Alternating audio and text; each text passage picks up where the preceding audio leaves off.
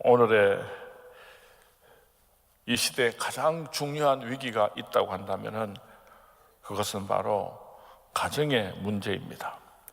인격의 요람이요 사회의 기본 단위인 가정 문제는 곧바로 사회 도덕성의 불감 현상이라는 무거운 결과를 낳고 말았습니다. 가정 파괴 및 붕괴는 우리들의 미래를 어둡게 합니다.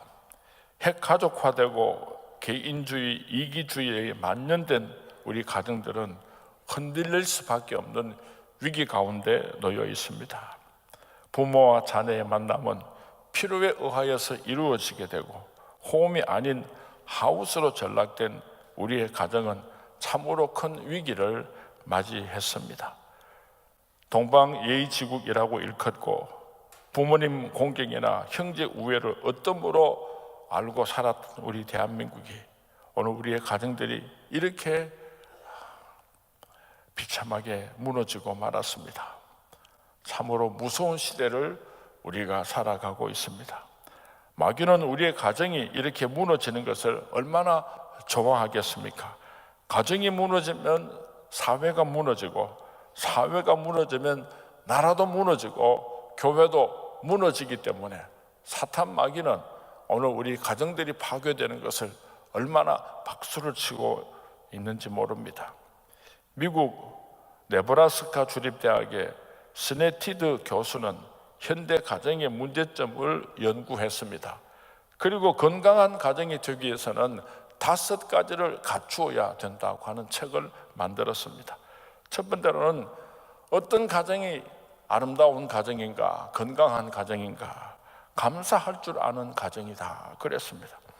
가족이 서로 감사하는 마음을 가질 때 그 가정이 건강한 가정이 되는 것입니다. 감사하는 가정은 불평과 원망의 구름이 사라지고 사랑의 따뜻한 햇볕이 찾아올 것입니다. 고마워라 임마누엘 예수만 섬기는 우리 집 고마워라 임마누엘 복되고 즐거운 하루하루.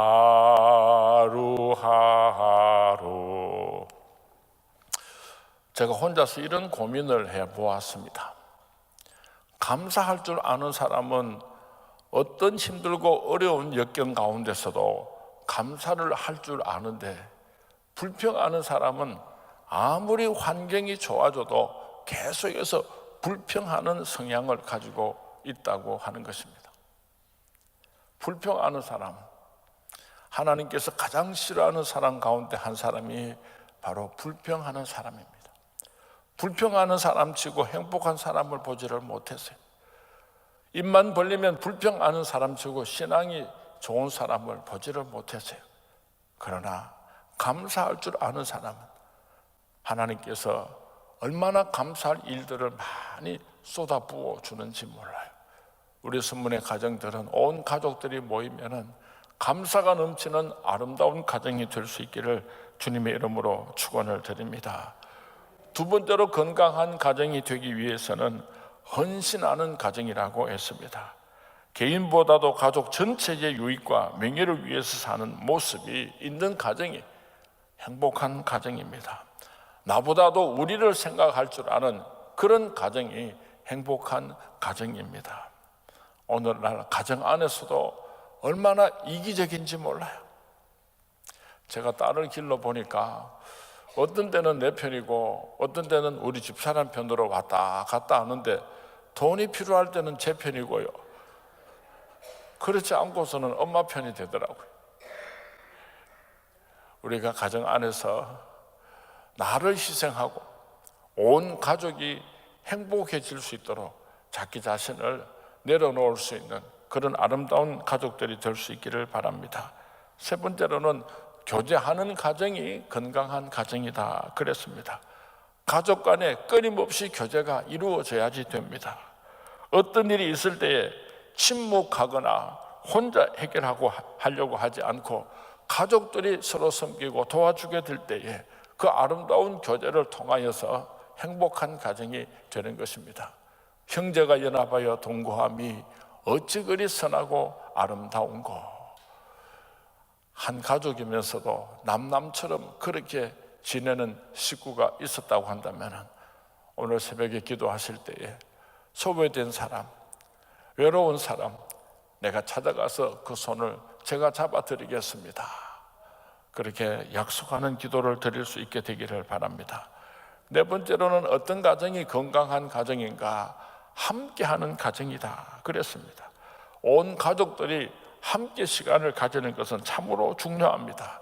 한 번씩은 어렵지만은 온 가족이 한 번씩 여행을 다녀오신다든지 운동을 같이 한다든지 식사를 같이 한다든지 이렇게 좋은 시간을 가짐으로 말미암아 우리가 한 가족이라고 하는 것을 확인하여 주는 것은 참으로 중요합니다. 어릴 때는 잘 따라다니고 그렇게 좋아하다가 중학생이 되고 고등학생이 되면 자꾸만 멀어지려고 하는데요.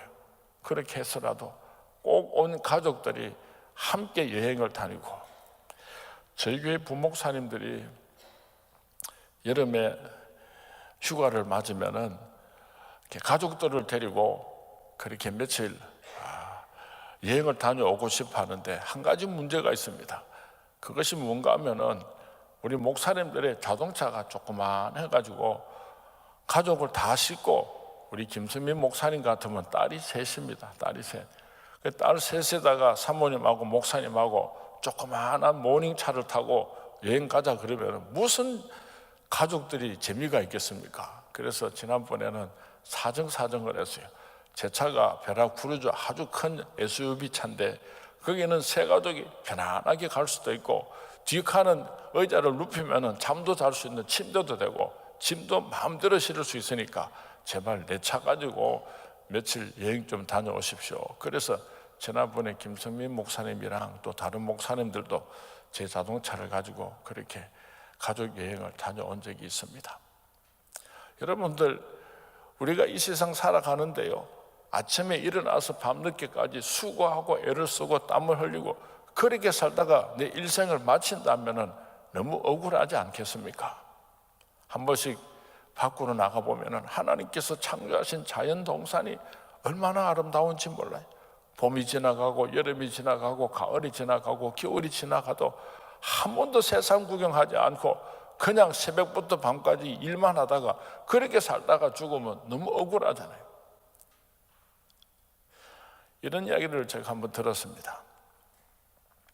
아주 유명한 예술가가 작품을 만들어 놓으면은 많은 사람들이 와서 그 작품을 보면서 참 좋다, 참 좋다, 그렇게 감동을 받으면은 그 예술가에게는 더할 나위 없는 큰 영광이요 자랑스러움이요 기쁨이 된다고 합니다. 하나님께서 이 세상 자연 만물을요 얼마나 걸작품으로 창조해 놓으셨는지 모릅니다. 하나님의 백성들이 그 자연 동산을 보면서 주님의 높고 위대하심을, 하나님을 찬양하고 좋다, 참 좋다, 이래야 하나님께서 영광을 받으시는데, 하나님께서 그렇게 아름다운 세상을 창조하고 우리에게 선물로 주셨는데도 쳐다보지도 안 하고 그렇게 주둥이를 땅에 쳐박고 꿀꿀거리면서 살아가면 어떡합니까? 온 가족이 함께 여호와 하나님을 찬양하며 또 아름다운 행복한 가정을 만들어 가시는 우리 서문의 모든 성도님들이 될 수 있기를 주님의 이름으로 축원을 드립니다. 그리고 다섯 번째로는요, 극복하는 가정이 건강한 가정이다 그랬습니다. 무슨 문제가 생겼을 때에 모든 가족이 둘러앉아서 같이 기도합니다. 같이 힘을 합칩니다. 그렇게 그 어려움을 극복해 나가는 그런 가정이 아름다운 가정이다 그랬습니다. 문제가 생겼습니다. 아무하고도 의논할 사람이 없습니다. 혼자 괴로워합니다. 그러다가 불행해지는 경우가 얼마나 많은지 몰라요.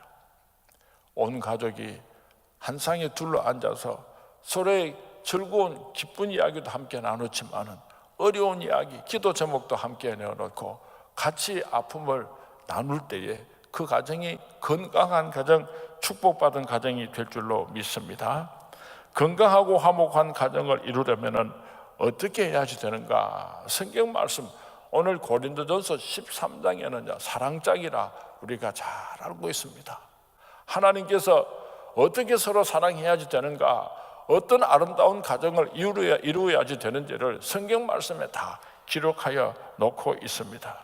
가정이 건강해지려면 서로가 아름다운 사랑으로 오래 참고 인내해야지 됩니다.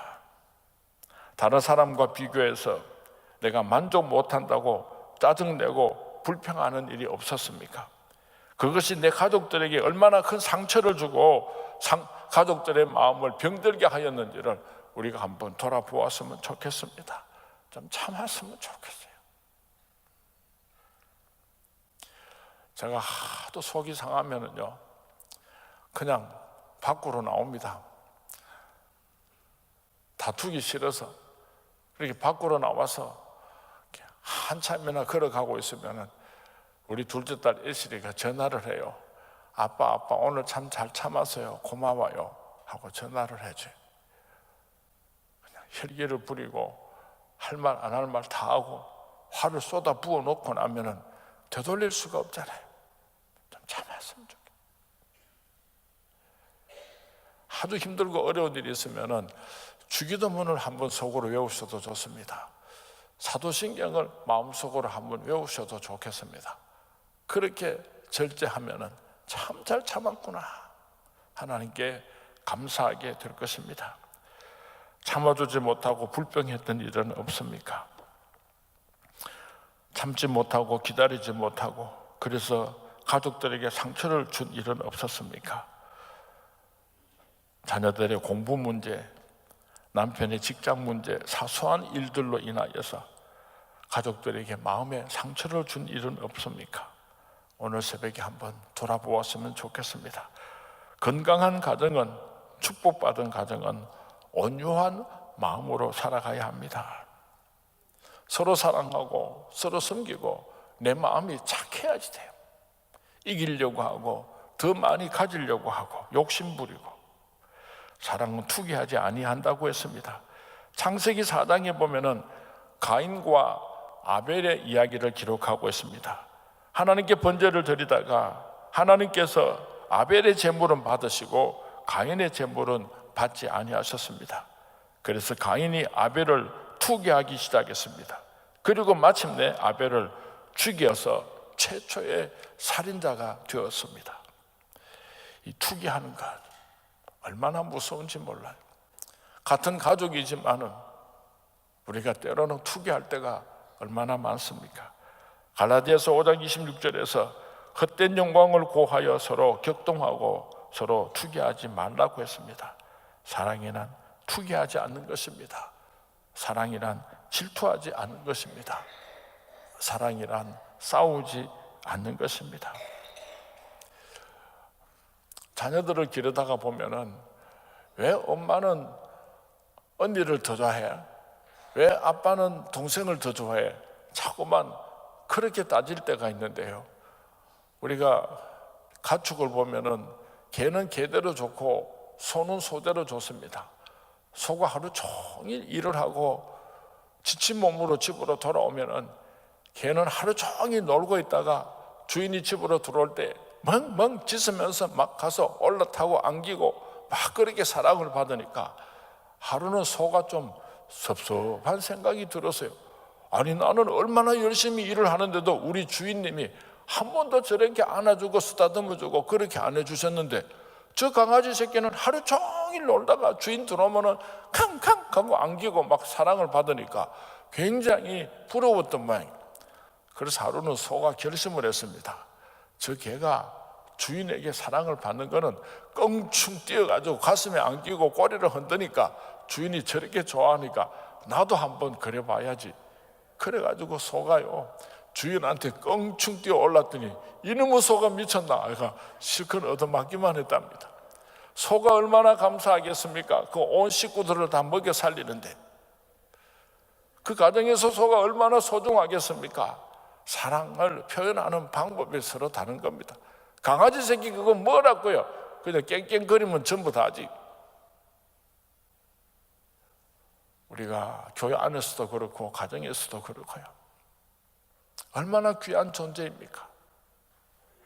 서로 투기하지 아니하고 서로 사랑하는 아름다운 가정이 될 수 있기를 바랍니다. 오늘 성경 말씀에 자랑하지 말라 그랬어요. 사랑하는 사람을 위해서 수고했으면 그만이지 그것을 자랑해서는 안 되는 것입니다. 신앙에는 교만하지 말아야 합니다. 겸손해야지 됩니다. 돈이나 주위나 지식이나 명예나 이런 것들이 남들보다 조금 더 낫다고 해가지고 목에 힘을 주고 자랑하다가 다른 사람의 마음을 아프게 해서는 안 될 것입니다.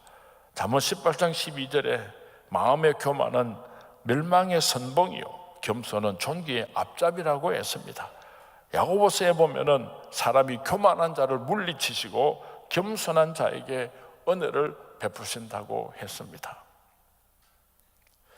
같은 가족끼리라고 할지라도 우리 서문교회 모든 성도님들은 그리스도 안에서 한 피바다 한 몸을 이룬 가족들입니다. 교회 안에서 자랑하고 교만하고 하나님께서 기뻐하지 않습니다. 한 가족들이 모여서 서로 겸손하고 남을 나보다 낮게 여김으로 행복한 가정이 될 수 있기를 주님의 이름으로 축원을 드립니다.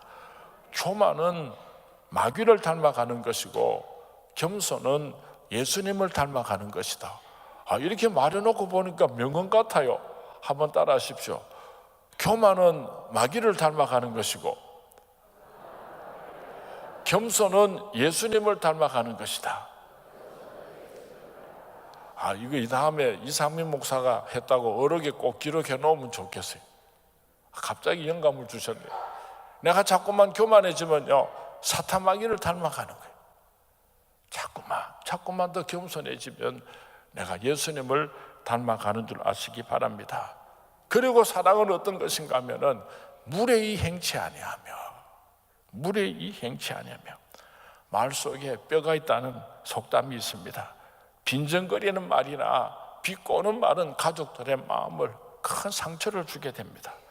화가 나더라도 무례히 행치 않으며 특별히 부부 간에는 예의를 지켰으면 좋겠습니다. 한 몸이잖아요. 부부가 연합하여 한 몸을 이루는데 천대하고 멸시하면 자기 자신을 천대하고 멸시하는 죄를 저지르는 것입니다. 어떤 사람은 보통 때는 서로 말을 놓고 그렇게 대화를 하고 이야기를 하다가 부부 싸움이 시작되면은 그때부터는 존댓말을 사용하는 부부가 있습니다. 제 친구 가운데 참 이상하더라고요. 보통 때는 니네하고 그리 지내다가 부부 싸움하면 예 어떻습니까 하고 존댓말을 쓰더라고요. 그러니까요 싸움이 그렇게 깊어지지를 않아요. 옆에서 구경을 해도 그렇게 무섭지를 않아요. 우리 서문교회 성도님들 오늘부터 그렇게 약속하면 좋겠습니다. 혹시 부부 싸움 할 때는요 절대로 말을 내리지 말고 존댓말을 사용하면서 그렇게 부부 싸움 한번 해보십시오. 그러면 얼마나 큰 유익이 있을지 모르겠습니다. 자기의 유익을 구치 아니하며 신앙의 영웅과 세상의 영웅에는 차이가 있습니다. 세상의 영웅은 자기의 유익을 위하여서 남의 눈에 눈물을 흘리게 하는 것입니다. 그러나 신앙의 영웅은 남을 위하여서 자기의 눈물을 흘리는 것입니다. 자기의 유익을 구치 아니하며 온 가족이 화목한 가정을 이루기 위하여서 내가 하나님의 미랄이 되겠습니다. 내가 희생하겠습니다. 내가 손해보겠습니다. 제가 서울에 하늘 비전교회 4번째 부흥성회를 5월 말에 가게 되어 있는데요, 제가 2번째 그 교회에 부흥회 인도하러 갔을 때에 제 방에 음식도 갖다 주고 또 이렇게 강사 목사님을 섬기는 그런 권사님 한 분이 제게 상담을 했어요. 목사님 상속세를 내야지 되는데 아버지도 입 딱 다물고 아무 말씀 안 하시고 오빠도 동생들도 아무 말 안 하고 있는데 독촉장이 와서 언제까지 상속세를 내지 않으면 과태료를 물게 되고 큰 벌을 받게 되는데 가족들이 아무도 상속세를 내지 않으려고 하는데 어떻게 하면 좋습니까? 그랬어요. 그래서 제가 권사님 돈이 좀 있어요. 그랬더니 씩 웃더라고요. 그래서 권사님께서 상속세를 다 물으십시오. 그랬더니 그 권사님이 씩 웃고 말았어요. 부회를 마치고 대구 내려와 있는데 한 2주쯤 지났습니다. 강 권사님인데 제게 전화를 했어요. 목사님 내가 법원 앞인데 국세청인지 법원인지는 모르겠습니다. 하여튼 그 앞에 계단에 서서 내게 전화를 하는데 목사님 말씀에 순종해가지고 내가 우리 가족 상속세를 다 지금 완납을 하고 나오는 길인데 그렇게 마음이 편하고 행복할 수가 없어요. 목사님 제게 그렇게 가르쳐 주셔서 너무 고마워요. 내가 너무너무 행복해요. 감사해요. 그러면서 막 울먹이면서 제게 전화를 했더라고요. 참 권사님 잘했습니다. 큰일 했습니다. 그랬어요. 그러고 한 달쯤 지났는데 그 권사님이 또 전화가 왔어요. 목사님 기적이 일어났어요. 왜요? 그랬더니 아버님하고 오빠하고 동생들이 다 모여가지고 우리가 잘못했다 용서해라, 내 몫은 내가 감당할게 하면서 가족들이 전부 자기 몫의 그 세금을 다 가지고 왔더라는 거예요. 그리고 그 일로 인해 가지고 가족이 화목하게 되고 서로 사랑할 수 있게 되었다고. 목사님 고맙습니다. 목사님 고맙습니다. 여러분에게 베풀 수 있는 여유가 있으면요, 계산하지 마요. 내가 손해보는데 내가 요만큼만 하면 되지, 내 몫만 하면 되지, 그러지 마요. 더 많이 힘에 겨웁도록 여러분들이 앞장서서 가족을 위해서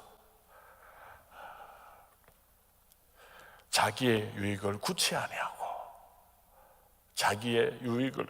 아니하고 사랑은 어떤 것인가? 성내지 마라 그랬어요. 성내지 마라 그랬어요. 예수님이라면 이럴 때 어떻게 하셨겠는가? 내가 환애물로 떨고 있는 가족은 없습니까? 인생의 회의를 느끼는 가족은 없습니까? 참 화나고 하는 것은 이상한 것 같아요.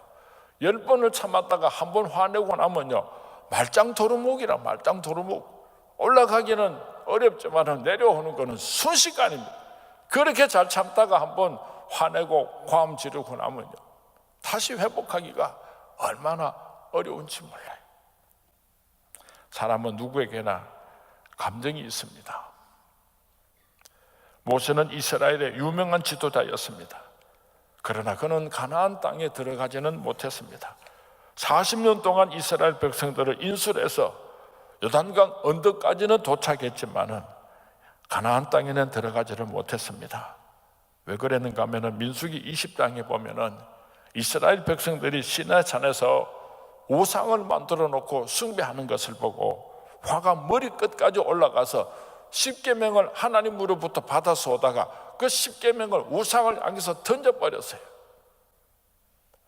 하나님께서 반석을 한 번만 쳐라, 그러면 맑고 물이 솟아나게 해주시겠다고 약속하셨는데 이스라엘 백성들이 물이 없다고 하나님을 원망하고 모세를 원망하니까 얼마나 분통했던지 화가 나가지고 그 반석을 2번 내려쳤다가 혈기를 부렸다가 모세가 가나안 땅에 들어가지는 못했어요.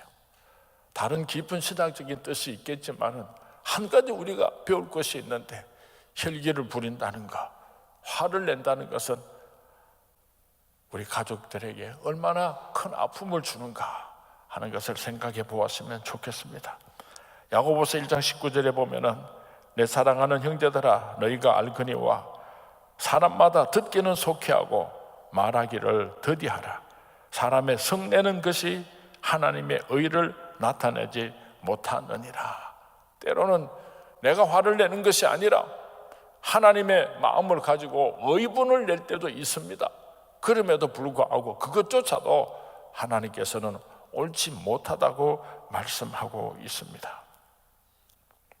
불의를 기뻐하지 아니하며, 불의한 것을 기뻐하지 아니하며, 말로서 남을 정죄하고 혀로 사람을 죽이는 일을 우리가 얼마나 많이 했습니까? 나의 만족을 위해서 잘못된 줄 알면서도 따라가고 있을 때는 얼마나 많았습니까? 남이 잘못되기를 바라고 실수하면 손뼉치고 마음속으로 기뻐할 때는 얼마나 많았습니까? 내 가족의 건강, 내 가족의 평화, 내 가족의 행복을 원하거든 우리는 불의를 바라보고 기뻐해서는 안 될 것입니다. 이제 결론의 말씀을 드리겠습니다. 고린도전서 13장 13절을 우리는 잘 알고 있습니다. 그런즉 믿음, 소망, 사랑 이 세 가지는 항상 있을 것인데 그 중에 제일은 사랑이라. 왜 사랑이 제일입니까? 믿음이 얼마나 소중합니까? 그러나 우리가 천국 들어가면 믿음 아무런 쓸모가 없습니다. 천국에 들어가면. 소망 얼마나 소중합니까? 우리가 천국에 들어가기까지는 소망이 얼마나 소중합니까? 그러나 천국에 들어가면 소망도 끝이 나고 마는 것입니다. 사랑은 이 세상에서도 우리가 사랑으로 살아가고 영원한 하늘나라 천국에서 우리는 사랑으로 살아가기 때문에, 그래서 사랑은 영원한 것이고 믿음, 소망, 사랑 이 세 가지는 항상 있을 것인데 그 중에 제일은 사랑이라고 말씀하고 있는 것입니다. 사랑하는 성문의 성도님, 사랑으로 살아가십시다. 사랑이 넘치는 우리 성문의 모든 가정들이 될 수 있기를 주님의 이름으로 축원을 드립니다.